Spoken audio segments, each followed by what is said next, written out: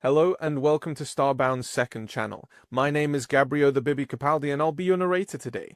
But before we get into today's story, please do check down below that you are subscribed to the channel. It's 100% free and helps us pop up on your feed a bit more often.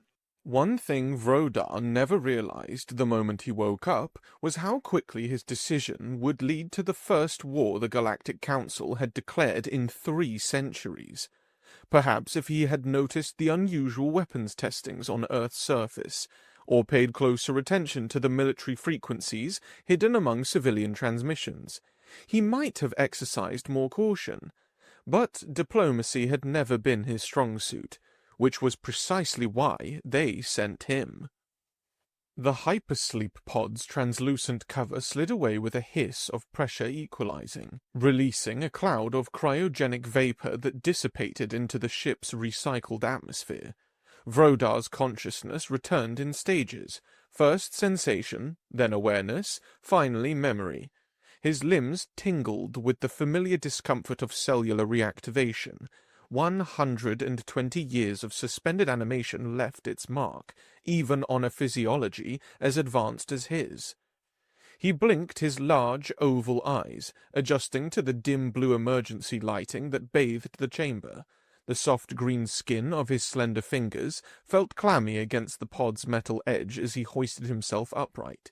His antennae lowered involuntarily, sampling the air and detecting the subtle scent of old atmosphere, filled with traces of gases that would take a while to be filtered. The journey had been grueling, even by council standards. Gathering representatives from their respective worlds and then traveling to this backwater solar system had consumed valuable resources. Even the FTL capabilities, the sheer vastness of the galaxy, imposed limitations that no amount of technology could fully overcome. Vrodar's first priority was checking on the other counselors. He approached Reptar's pod, noting with satisfaction that he had awakened faster than his colleagues, a small victory, but one he savored nonetheless. The pod's diagnostic display indicated that Reptar was already in the final stages of revival. The cover of Reptar's pod reacted, revealing the reptilian counselor's impressive form. Green scales caught the light as his chest rose and fell with increasingly deep breaths. His muscular, bipedal frame shifted slightly as consciousness returned. 5-fingered hands flexed instinctively, and his eyes, with their vertical pupils, opened with alarming sadness. "Vrodar," Reptar's voice was raspy from disuse. "We have arrived." "Indeed," Vrodar confirmed, unable to keep a hint of pride from his voice. "I was the first to awaken." Reptar's scaled brow ridge rose slightly.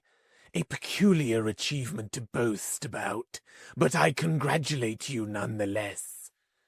Vrodar moved on to check Sorgor's pod.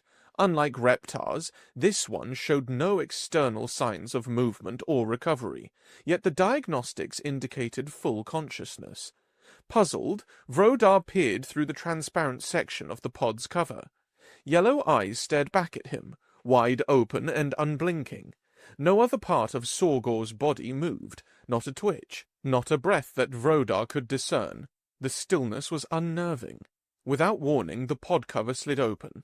Sorgor remained motionless for 10 more seconds before abruptly sitting upright in a single, fluid motion that made Vrodar step back reflexively. Sorgor's appearance always unsettled Vrodar, though he would never admit it. The Crodsrian's red skin seemed to absorb rather than reflect the chamber's lighting, 2 curved horns protruding from his forehead, sweeping backward over a mane of dark hair that hung in sharp contrast to his crimson complexion. When Sorgor opened his mouth to speak, rows of needle-sharp teeth became visible, and his long, forked tongue flicked out momentarily. "Your discomfort amuses me, Vrodar," Sorgor said, his voice unexpectedly melodious for a being of his intimidating appearance. "After all our missions together, one would think you'd have adjusted." "I was merely concerned for your well-being," Vrodar lied, turning away. "Your revival patterns are unconventional." "As is my species," Sogor replied, rising from his pod with unnatural grace for someone who had been suspended for over a century. Unsettled by the Crodsrian's piercing gaze, Vrodar moved to a reflective panel near the chamber's communication console, ostensibly to check the ship's status, but really seeking the comfort of his own, more conventional appearance. The reflection that greeted him was reassuringly familiar. His soft green skin had maintained its elasticity during the long journey. His two sensory antennae atop his hairless head moved around with heightened awareness. His large eyes, evolved for the dim light of his homeworld, blinked back at him, their round pupils adjusting to the chamber's illumination. The small holes that served for smell and hearing on either side of his oval face opened and closed gently, processing the ship's artificial atmosphere. "Vanity, Vrodar," came Reptar's amused voice from behind him. "Or are you ensuring you're presentable for our first contact with the humans?" Neither. Vrodar replied, turning from his reflection. I'm assessing my physical condition after revival, a practice you might benefit from, considering your scales appear to have lost some luster during hypersleep. Reptar's hand moved instinctively to his neck scales, before he caught himself and converted the motion into a dismissive wave. "The others are awakening. Perhaps we should prepare the briefing room." Indeed, throughout the chamber, the remaining pods were activating their revival sequences. The council representatives, 7 in total, would soon be fully conscious and expecting a comprehensive update on their mission. 2 hours later, all 7 council representatives have gathered in the ship's central briefing chamber. A holographic projection of Earth rotated slowly above the circular table around which they sat, its blue-green surface occasionally obscured by swirling white cloud formations. It's been 120 years since we detected their first primitive radio transmissions. Vrodar began, initiating the formal proceedings. As protocol dictates, we have briefly monitored their development from a distance, awaiting signs of unified governance and technological advancement sufficient for council consideration. "This isn't our first acquisition mission," Reptar interjected, his clawed finger tapping impatiently against the table's polished surface. "Let's dispense with the formalities and assess their current status." Sogor's yellow eyes narrowed slightly. "Procedure exists for a reason, Councillor Reptar, but I agree. This team don't need formalities. Let us focus on what has changed during our journey." Vrodar gestured to the hologram, which zoomed in to display a global network of light points, interconnected by countless threads of data transmission. Their information technology has progressed at an unprecedented rate. The quantity of data being exchanged between their devices exceeds that of many established council civilizations. Impressive, admitted Zellar, the furry representative whose black fur refracted the hologram's color. But information exchange alone does not indicate societal advancement. True, Vrodar agreed, which is why their space exploration achievements are disappointing. The hologram shifted, highlighting Earth's moon and the planet Mars. 2 meager colonies, if they can even be called that, research outposts at best, lacking self-sufficiency and housing fewer than 500 humans combined.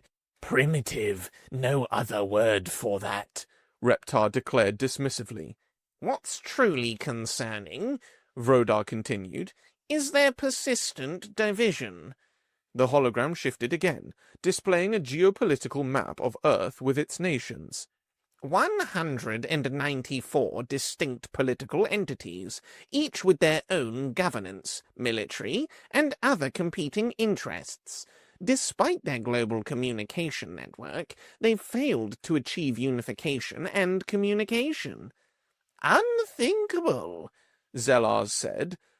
How can they manage interplanetary affairs without a unified governing body? The administrative nightmare alone would be crippling. They don't manage it well, Vrodar confirmed. Their lunar and Martian outposts are operated by consortiums of nations and private entities, resulting in competing protocols, redundant systems, and a general lack of strategic direction. The holographic display shifted to show snippets of Earth's digital communications, news broadcasts, social media exchanges, and government bulletins, all automatically translated for the Council's benefit. Their information networks are most encrypted, but what isn't reveal further fragmentation. Vrodar continued. Not only are they divided politically, but culturally and ideologically as well. They have thousands of languages, religions, and cultural identities, with little sign of convergence. I'm surprised they invented the wheel, and even more so they managed to retain that knowledge. A species this fractured would be disastrous if allowed to expand into the greater galaxy, Reptar stated flatly. Imagine dozens, perhaps hundreds, of independent human colonies, each with their own agenda, spreading throughout neighboring systems. Sogor's long fingers tapped constantly against the table. The precedent would undermine the very foundation of the Council. Our mandate is to ensure orderly expansion and integration of emerging species. Humans appear fundamentally opposed to such unity. "Let's not be hasty," Cora cautioned, her words translated from the burbling sounds her aquatic physiology produced. "Many species show resistance to unification initially, perhaps with guidance." We have monitored them for over a century, Vrodar interrupted. Their trajectory is clear. If anything, some of their political unions have fragmented further during our journey here. Their attempts at global governance remain ceremonial at best, with real power firmly in the hands of their larger nation-states and corporate entities. The councillors fell silent, absorbing this assessment. There is another anomaly worth noting, Vrodar added, altering the display once more. The hologram now showed chronological data covering the last century of human development. Their technological advancement is highly uneven and follows an unusual pattern. The visualization highlighted multiple technology tracks: aerospace, information systems, energy production, medicine, weaponry, each represented by a different colored line tracking upward over time. Observe how their information technology, Vrodar pointed to a steeply rising blue line, has accelerated far beyond typical developmental models. They've created virtual spaces, artificial intelligences, and data processing capabilities that rival some mid-tier council civilizations. Yet their energy production, he indicated a much more gradually rising green line, remains primitive. They still rely predominantly on burning things to a spinner generator with water vapor, with only limited adoption of fission and no evidence of fusion energy or star harvesting technologies. Most concerning, Vrodar continued, is the pattern here. He highlighted the aerospace and weapons development line, which showed an unusual correlation. Their space technology advances primarily when driven by military competition, then stagnates during periods of relative peace. This suggests their eventual expansion to the stars may be motivated by conflict rather than cooperation. A warlike species with advanced information processing capabilities? Mokhtari summarized, her compound eyes reflecting the holographic light. History tells us this combination rarely ends well. Precisely, Vrodar agreed. And there's more. We've analyzed their cultural output, entertainment, literature, historical records. Humans are obsessed with conflict narratives. Their most popular fiction frequently depicts them triumphant against more advanced alien civilizations. Delusional, scoffed Reptar.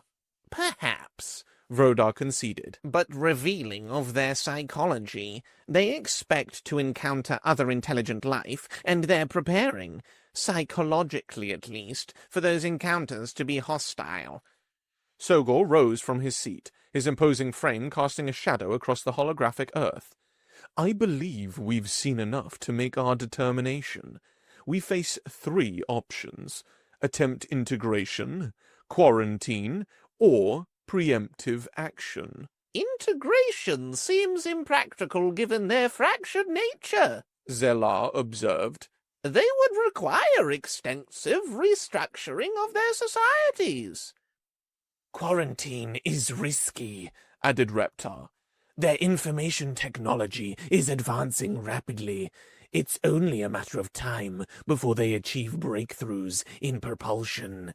Once they begin establishing independent colonies, containment becomes exponentially more difficult. Which leaves us with preemptive action, Sogor concluded. A regrettable necessity, but one that serves the greater galactic stability. Vrodar surveyed his fellow councillors. Before we proceed to a formal vote, I propose we review our simulation models. With a gesture, he transformed the holographic display into a complex web of potential futures, branching out from the present moment. Each branch represented a different outcome based on various intervention scenarios. Our predictive algorithms have analyzed over 1 million potential futures for humanity, Vrodar explained. In 62% of scenarios, where humans are left to develop without intervention, they fragment into competing interstellar factions within the next 3 centuries. The display highlighted these branches in red, showing simulated conflict zones spreading throughout the local galactic sector. In 15.7% of scenarios, they achieve a tenuous unification, but only after devastating wars that leave their planet severely compromised. These branches appeared in yellow, demonstrating a more contained but still problematic outcome. In only 6% of scenarios do they achieve peaceful unification and controlled expansion. These few branches glowed green, representing the Council's preferred outcome. "And our intervention's options?" Cora asked. Vrodar adjusted the display.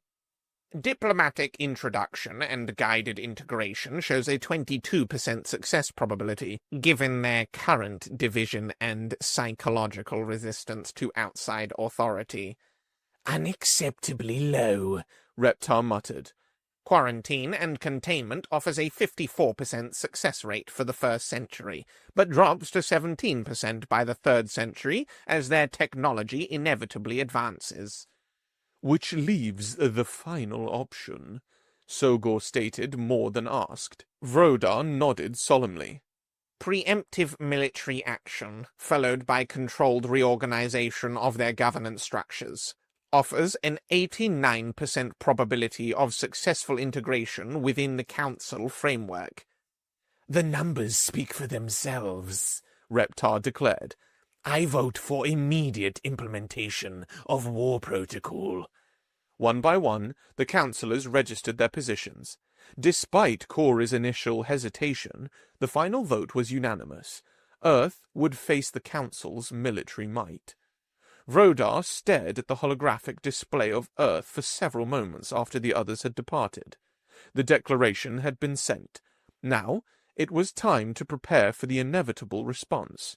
Submission, as it had been with unworthy species faced with the Council's overwhelming might. He felt, rather than heard, the approach of Reptar and Sogor.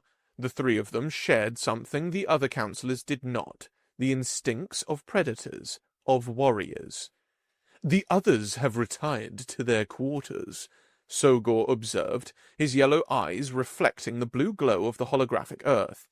"As they always do when action is required." They lack the constitution for what comes next, Reptar added, lips pressed together with anticipation. Vrodar nodded, understanding the unspoken truth that bound the 3 of them. Of the 7 council races, only theirs had evolved as apex predators, species whose path to sentience had been forged through conflict rather than cooperation, with the difference that they were rather unified under a leader unlike humanity. The Thulari, Vrodar's people, had emerged from the rather high levels of competition in their swamp-covered homeworld, where hunting parties had eventually given way to modern armies. And then there was Sogor. The Croadsrians remained the most martial of all council species, their blood-red skin a constant reminder of their particularly violent evolutionary path. They had been the last admitted to the council, and some still questioned the wisdom of their inclusion. The others will theorize, debate, and document, Vrodar said. We 3 will act. As it should be, Reptar replied, stretching his powerful limbs in a display of power. The 3 war-born councillors moved in unison towards the main viewing port, a vast transparent section of the command ship's hull that currently showed only the empty void of space, Earth, a distant blue sphere. The rest of their fleet remained cloaked in light-bending fields, invisible to both primitive human detection systems and the naked eye. "It begins," Sogor said, pointing to a subtle distortion in the darkness, the first hint that their massive armada was awakening from its slumber. Vrodar felt a familiar tension in his chest, the ancestral thrill of impending conflict that millennia of civilization had tampered but never eliminated. The vanguard emerges. They watched in appreciative silence as sleek, predatory vessels materialized against the starfield. First came the scout ships, then the medium destroyers with their distinctive blade-like profiles, their hulls gleaming with weapons ports, still closed but primed. Behind them, the massive dreadnoughts began to phase into normal space, each capable of sterilizing an entire continent. "Magnificent," Reptar whispered, his scaled hands clasped behind his back. "The humans will surrender at the mere sight of such power." "They will beg for mercy," Sogor agreed, his sharp teeth visible in what passed for a smile among his kind. Vrodar contemplated the growing armada. We should preserve a significant population for study and cultural rehabilitation. Their information technology shows promise. "Agreed," said Reptar. "A selective culling rather than extinction." Sogor's yellow eyes narrowed thoughtfully. "We can implement the cultural improvement protocol, give the survivors a clean path to eventual council membership, under probationary terms, of course. In a few centuries, they might even become useful, a species under a single banner, as it should be." If they can overcome their fractious nature, they will be welcomed, Vrodar added. The view before them continued to fill with warships as more of the fleet decloaked. The councillors moved closer to the viewport, their reflections superimposed against the emerging armada like ghostly overseers. The invasion force is nearly ready, Vrodar noted, activating a communication panel embedded in the viewport's frame. Fleet Command, this is Council Overseer Vrodar. Prepare for full deployment and attack vector calculation. "Acknowledged, Overseer," came the immediate response. "Fleet at 86% deployment. Attack coordination underway." Reptar made a dismissive gesture. "This is hardly a subtle approach. The entire planet will witness our arrival." "Subtlety is unnecessary," Sogor countered. "Our scans confirm they possess no significant space-based defenses or combat vessels. A few distant, barely occupied bases, few primitive satellites, and that pathetic excuse for a space station. They cannot fight what they cannot reach." Vrodar nodded in agreement. Their most advanced spacecraft are limited to near-Earth orbit. There is no reason to take them seriously. The final vessels emerged from hiding, completing the imposing display of Council military might. Nearly 1,000 ships of various classes now floating in the void between Earth and its moon, their formation spreading across thousands of kilometers of space, enough firepower to reduce the planet to molten slag if they wished. "Fleet deployment complete," announced the command system. "Awaiting final attack authorization." The three Marshal Councillors exchanged glances, a moment of understanding passing between them. Though the vote had been unanimous, they alone would bear responsibility for what was to come. "For the stability of the galaxy," Vrodar said formally. "For the Council's mandate," added Reptar. "For the future of all civilized species," finished Sogor. Vrodar pressed his palm against the authorization panel. "Fleet Command, you are authorized to proceed with primary attack plan. Move into position around the target planet and await final strike command." "Executing, Overseer," came the response. The vast armada began to move with surprising grace for such massive constructs, forming into various attack clusters as they advanced towards Earth. Vrodar studied the tactical display. Everything was proceeding according to established protocols, yet something nagged at the edges of his awareness, a subtle anomaly in the data stream. "There's been a significant increase in electromagnetic communications across the planet," he noted, pointing to the rapidly shifting patterns on the tactical overlay. Reptar moved closer to examine the readings. "Perhaps they've detected our presence, despite their lack of infrastructure in space." "It's not impossible they had some telescopes pointed at us by chance," Sogor said. "Nevertheless," Vrodar countered, "something has changed. We should assume a global alert status." "It changes nothing," Reptar dismissed. "Whether they see us coming or not, the outcome remains inevitable." Vrodar wasn't so certain, but he kept his concerns to himself as they watched the fleet continue its approach towards Earth. The lead vessels were now passing the lunar orbit, their weapon systems powering up for the first strike. "We should finalize our attack methodology," Sogor suggested. "The strike plan offers several options for initial engagement." Vrodar brought up the relevant tactical data. "The atmospheric dispersion of neutron-active compounds would be most effective. Minimal structural damage to infrastructure, rapid incapacitation of biological targets." "Too slow," Reptar argued. "Precision kinetic strikes against their primary military and governmental installations would achieve immediate command disruption. Follow with the chemical approach to manage surviving population centers." "Both approaches seek to minimize unnecessary suffering," Sogor observed, "though I question whether such mercy is warranted for a species that would inevitably bring chaos to the galactic community." "Protocol dictates minimizing suffering when practical," Vrodar reminded him. "Our goal is not to punish them for infractions they have yet to commit, but to prevent those infractions from occurring." Their debate was interrupted by a sudden, blinding flash from the tactical display. Vrodar blinked rapidly, his specialized membranes struggling to adjust to the unexpected brightness. "What was that?" Reptar demanded. Before anyone could respond, the ship's AI announced in its neutral tone, "Alert! Vanguard Destroyer Helix 7 has been eliminated." Sogor hissed. "System malfunction. Recalibrate sensors." "Fleet Command confirmed readings," the AI responded. "Vanguard Destroyer Helix 7 has been completely destroyed. No debris larger enough to be detected." Vrodar stared at the display in disbelief. "Cause of destruction?"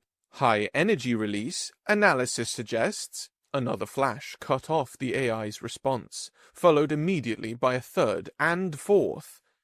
"Multiple vessels under attack," Reptar shouted unnecessarily. "Battle stations." The fleet erupted into chaos as warning signals blared and emergency protocols activated automatically. The tactical display now showed 4 gaps in their formation where powerful warships had been moments before. "What weapon could do this?" Sogor demanded, his usual composure cracking. They have nothing capable of... 5 more flashes interrupted him, each representing the instantaneous destruction of a Council warship. Vrodar's mind raced, analyzing the impossible data before him. The attacks are originating from the planet's surface, He realized aloud. They're launching something at us. The tactical system finally isolated the threat, highlighting hundreds, no, thousands of small objects rapidly ascending from Earth's surface. Primitive ballistic missiles. Reptar identified them, his voice a mixture of disbelief and grudging respect. They're using ground-based launch systems. Impossible, Sogor insisted again. Why would they have so many missiles without ever having taken part in a spatial war? Another series of flashes proved him wrong as more Council ships vanished from existence. Sensor analysis complete, the AI announced with its maddening calm. Earth weapons utilizing fission, fusion, and antimatter warheads, yield exceeding estimated parameters by a factor of 50. Fusion? Antimatter? Vrodar couldn't hide his shock. They've weaponized antimatter without developing proper spaceship cores. They don't even use fusion for energy. Why would they have bombs?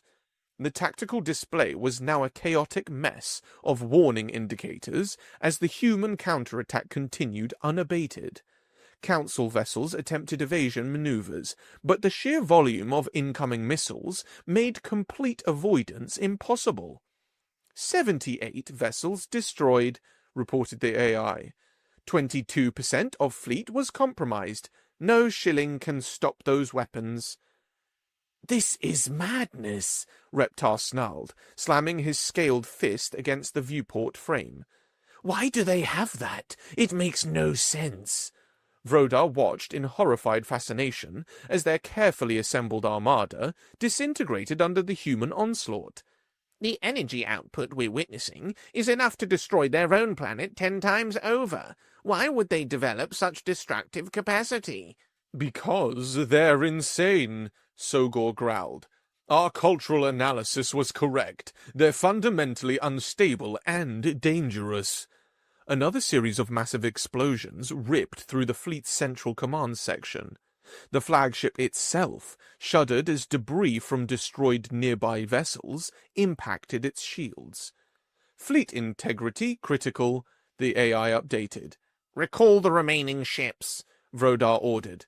Too late, Reptar observed grimly, pointing to the tactical display. The missiles have saturated every sector. There's nowhere to maneuver. Vrodar stared at the data in growing comprehension. Their communications technology, it wasn't just an anomaly in their development. It was the key to coordinating this level of response. They've synchronized a global counterstrike using thousands of independent launch systems. And their weapons, Sogor added, his voice hollow with realization. No spaceships, but they can reach space? In isolation, they're equivalent to mid-tier Council civilization weapon yields, Vrodar finished. We misunderstood their entire technological development path. The ship rocked violently as something massive detonated nearby. Warning lights bathed the command deck in crimson. 89% of the fleet was destroyed, the AI reported. The 3 warborn counselors stood in stunned silence as their warfleet was erased by a supposedly primitive species they had come to subjugate. A new alert sounded, different from the battle warnings. Incoming transmission, the AI announced. Origin, Earth surface, laser beam-based communication. Vrodar exchanged glances with his fellow counselors. Accept transmission. Accept transmission, Vrodar ordered, preparing himself for the demands that would surely follow. Human demands. The very thought was inconceivable mere hours ago. The tactical display remained empty for several moments, causing Reptar to shift impatiently. Technical malfunction? No, Sogor replied. The signal is being received. The translation protocols are processing. How could they even communicate with us? Vrodar wondered aloud. They couldn't possibly know our language structures. They can't. Vrodar answered his own question. But our systems can handle both layers of translation if necessary.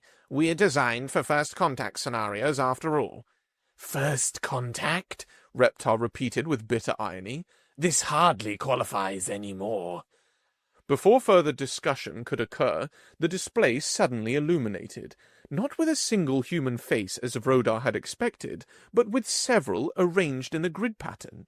Each image showed a different human, and beneath each, a colorful rectangular symbol that the AI automatically labeled as national identifiers.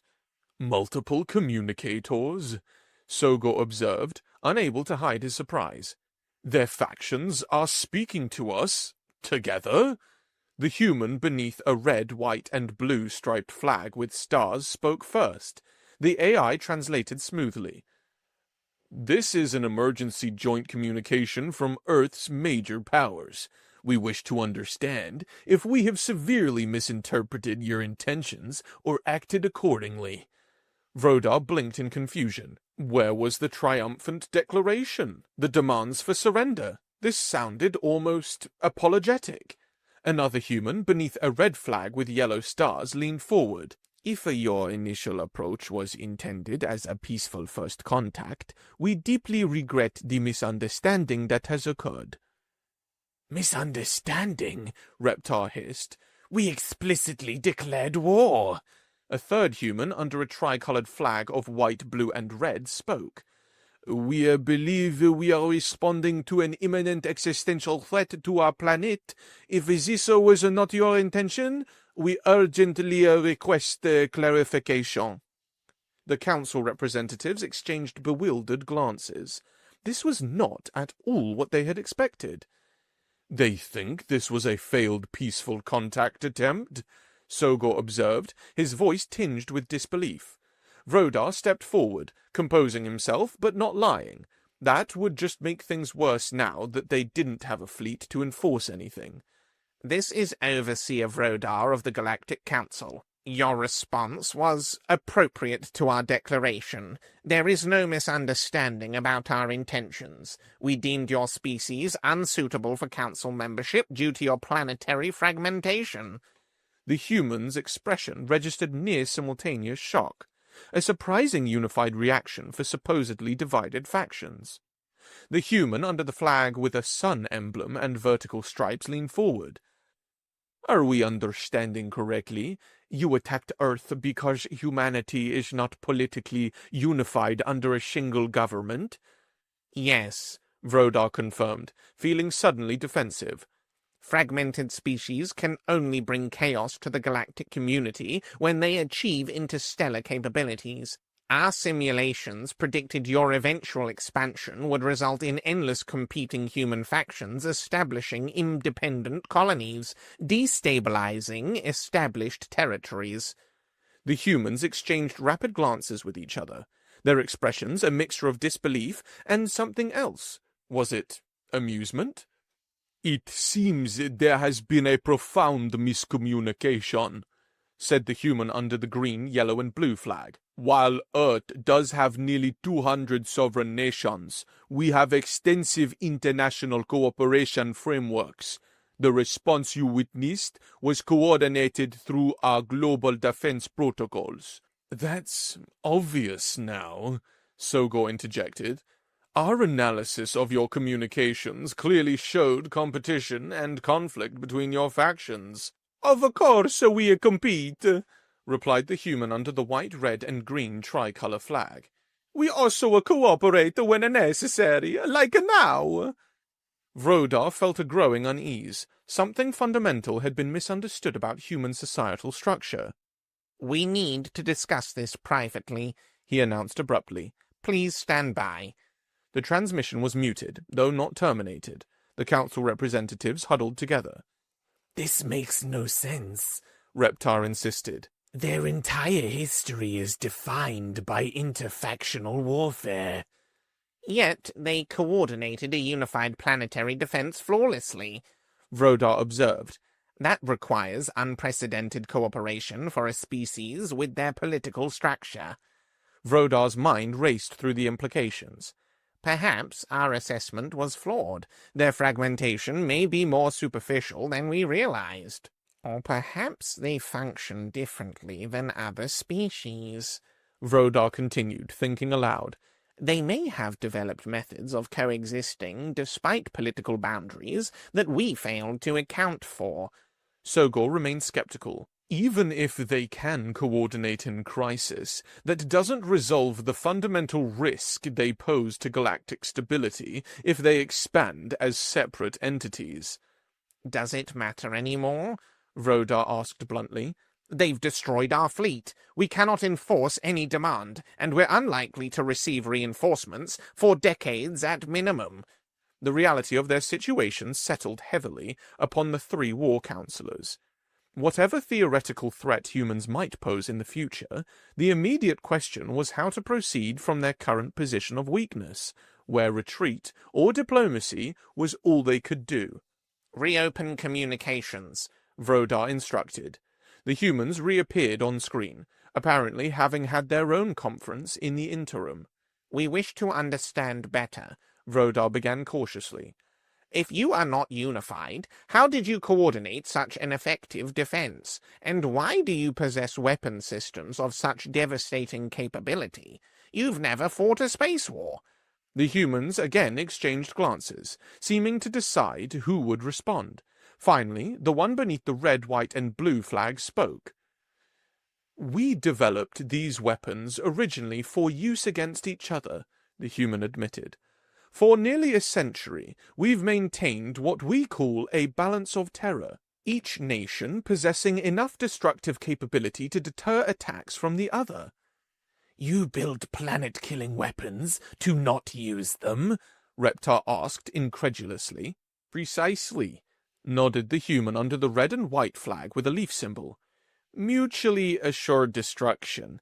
It keeps global peace despite our differences. As for why we could engage targets in orbit, added another, many of these weapons were designed to intercept each other in flight or target satellites. Adapting them to target your vessels was relatively straightforward. Our global communication networks allowed us to coordinate the response. Vrodar struggled to process this information. So you've been sitting on an enormous pile of weapons for 100 years, but never pressed the button? That's an accurate assessment, confirmed the human under the blue, white, and red tricolor. Until today, we were used to a small fraction of them. The council chamber fell silent as the implications sank in. Humans had developed a strange form of stability through potential annihilation. Now had deployed a small fraction of them. We need to reconsider everything we thought we knew about your species, Vrodar finally admitted. It appears that your fragmentation functions differently than what we thought. And what happens now? Asked the human under the flag with a central circle. War with your kind or kinds? Vrodar exchanged glances with Reptar and Sogor before responding, not revealing that they would be utterly helpless for the decades to come. No, we would rather avoid that. Then perhaps we can start over, suggested the human under the rising sun flag. Vrodar felt the weight of a momentous decision pressing upon him. The humans had lost nothing in this military exchange. They were even stranger than they had initially believed, capable of maintaining fragmentation yet unity, developing apocalyptic weapons as a path to peace. Perhaps there was something in this paradoxical approach that might be worth studying rather than extinguishing. We would be amenable to discussions, Vrodar said carefully, though the full council will need to develop an entirely new framework for interaction with your unique societal structure. The meeting concluded with tentative arrangements for further communication and a suggestion to relocate their ships further away from Earth. As the transmission ended, Vrodar turned to his fellow war councillors. It seems humans didn't beg for mercy at all, he reflected. They asked for war, and then, surprisingly, for peace. Do you think they can maintain this balance indefinitely? Sogor asked, still skeptical. I don't know, Vrodar admitted. But it appears we have a century or more to figure that out, and perhaps our own assumptions about unity and fragmentation deserves re-examination. As the command deck fell silent, Vrodar gazed at the holographic image of Earth, still rotating serenely despite the devastation that had occurred in orbit around it. Humans had proven themselves to be not just formidable, but incomprehensible by Council standards. And in that incomprehensibility lay both danger and, maybe, just maybe, opportunity.